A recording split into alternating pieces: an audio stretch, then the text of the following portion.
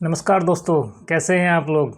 आज तो मज़ा ही आ गया होगा आप लोग को मार्केट का हाल देख के। मार्केट जो है सुबह बिल्कुल साइडवेज खुला, खाली 17 पॉइंट अप खुला। उसके बाद उसने जो मोमेंट पकड़ा है, हर कैंडल के बाद वो अपने हाई को तोड़ता गया। अब एक कैंडल अपने अगले कैंडल के हाई को, और उसके बाद उसकी अगली कैंडल का।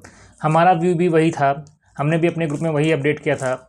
जब हमने देखा कि पुट राइटर काफ़ी एग्रेसिवली हावी हो रहे हैं, तो फिर हम लोगों ने भी केवल अपनी बुलिश साइड की पोजीशन को ही कैरी किया।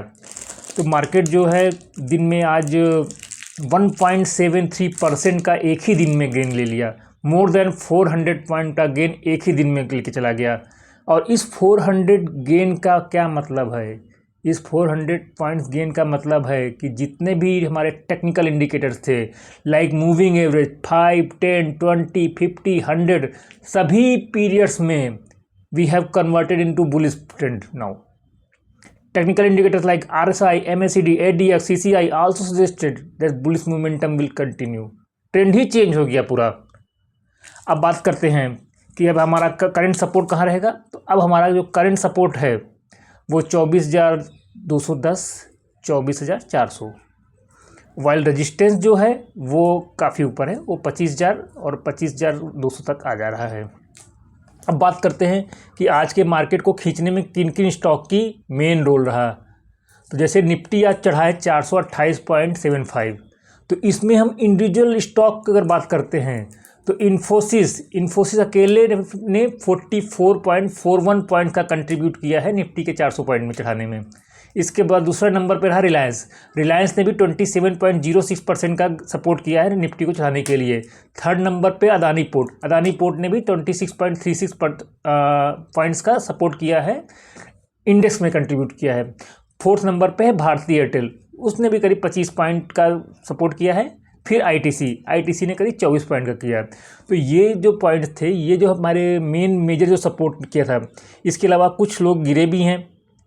गिरने वालों में ओएनजीसी है, इन्होंने मात्र 2.91 पॉइंट का रिडक्शन किया है इंडेक्स में। जो 428 चढ़े हैं, अगर ये ओएनजीसी के कंट्रीब्यूशन ना होता तो ये 430 होता। और दूसरा टाटा कंज्यूमर, वो भी इंडेक्स से 2.03 जो इंडेक्स के कंट्रीब्यूशन में उसमें माइनस में रहे। बाकी most of the stock positive थे। मार्केट का पूरा ट्रेंड ही पॉजिटिव हो गया है। तो अब जितने भी हमारे इंडिकेटर्स हैं, मूविंग एवरेज वगैरह हैं, सभी लोग पॉजिटिव हो गए हैं। अब हम आते हैं कि हमारा शॉर्ट टर्म प्रेडिक्शन क्या है। शॉर्ट टर्म प्रेडिक्शन हमारा क्लियर कट है। निफ्टी के लिए अगर हम जाते हैं तो 24,907 और ऊपर जाता है तो 25,381 तक के टारगेट मिल रहे हैं। और स्टॉप लॉस लेवल अगर हम इसमें डालते हैं तो 24,344.59, 24,281 और 24,141, ये एक लेवल्स हैं जो कि हम लोग निकालते हैं बिग ऑफ टेक्निकल उसके।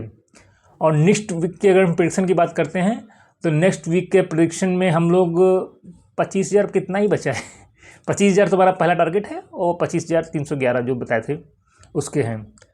तो समरी आज की यही रही कि सारे जो है स्टॉक्स एंड। अब हम लोग बात करते हैं कि ये मार्केट इतना चढ़ा कैसे। आप लोग के अंदर कुछ पॉइंट्स हैं जो आप लोग को लगता हो कि क्यों चढ़ गया, ऐसा क्या हो गया मार्केट में ट्रिगर। तो जहाँ तक मुझे लग रहा है कि इन्होंने कस्टम ड्यूटी में सोने में कटौती की है, जिससे क्या हुआ है कि जो हमारे सॉवरेन गोल्ड बॉन्ड्स थे उनकी प्राइसेस में डिफरेंस आया है। और इसके अलावा इंडियन की तो एमसीएक्स में गोल्ड में भी डिफरेंस आ गया है। तो अब गोल्ड जो है उतना अट्रैक्टिव नहीं रह गया है। तो कुछ जो गोल्ड के इन्वेस्टर्स हैं उन्होंने इन्वेस्ट किया है मार्केट में। दूसरा पॉइंट मैं बोल सकता हूँ कि इन्होंने हाउसिंग की जो प्राइसिंग थी, हम जब पहले जो कैपिटल गेन होता था हाउसिंग में, पहले हम लोग को इंडेक्सेशन का बेनिफिट मिलता था। इस बार के बजट में ये बोल दिया गया है कि रियल इस्टेट में इंडेक्सेशन का बेनिफिट नहीं मिलेगा। तो अब रियल इस्टेट इतना भी अट्रैक्टिव नहीं रह गया है जितना पहले कभी था। अब बिकॉज अब इंडेक्सेशन का आपको बेनिफिट नहीं मिलेगा तो लॉन्ग टर्म में काफ़ी बड़ा चंक आपको टैक्स में भी देना रहेगा। तो वो जो पैसा सरप्लस था वो लोग भी लगाया मार्केट में। एंड थर्ड पॉइंट जो कि मोस्ट इंपॉर्टेंट पॉइंट है, जो कि मैंने कल भी अपने वीडियो में डिस्कस किया था, कि म्यूचुअल फंड्स के पास में मोर देन 150 करोड़ का बैठे हुए हैं लोग। तो वो पैसा उन्हें मंथ एंड में लगाना ही है, उन्हें अपनी सैलरी जस्टिफाइड करने के लिए वो पैसा उन्हें मार्केट में लगाना ही था। कल तक क्या हुआ, कल तक निफ्टी की एक्सपायरी थी, मंथली एक्सपायरी निफ्टी की ख़त्म हुई, जिसको जिसको जहाँ जहाँ पैसा देना था मार्केट को एक लिमिट में रखा गया, आज उसको फ्री किया गया। फ्री करते ही वो आज, जैसा कि सब एक्सपेक्टेड भी था कि after Nifty expiry market will go any side, it will be trending, trending can be go down, trending can be go up. तो ये मार्केट आज ऊपर की तरफ गया बिकॉज जितना पैसा था सोवरेन गोल्ड बांड का था। तो इन सब कारणों से मार्केट आज बढ़ा है। तो मंडे क्योंकि 2 दिन बाद है, मोस्टली हमारा व्यू तो बुलिश ही है, बट क्योंकि 2 दिन है, हमारा जो व्यू है वो 95% है कि बुलिश हो जाएगा, लेकिन 5% क्योंकि 2 दिन बाकी हैं, कोई बड़ी न्यूज़ ना आ जाए, जैसे कि कुछ फ्रांस में अटैक्स हुए हैं, वो आई होप कि ज़्यादा बड़े ना हों, या उनका कुछ एस्केलेशन बड़ा ना आ जाए कि कोई बड़ा टेरर ऑर्गेनाइजेशन उनकी जिम्मेदारी ले ले या एंड ऑल। सो हमें ग्लोबली भी हमारा जो कंसर्न है वो हमें देख के करना रहेगा। अगर कोई बड़ी बात नहीं होती है तो मुझे नहीं लगता है कि अब हम शॉर्ट टर्म में नीचे के लिए सोचेंगे, because trend how now become bullish.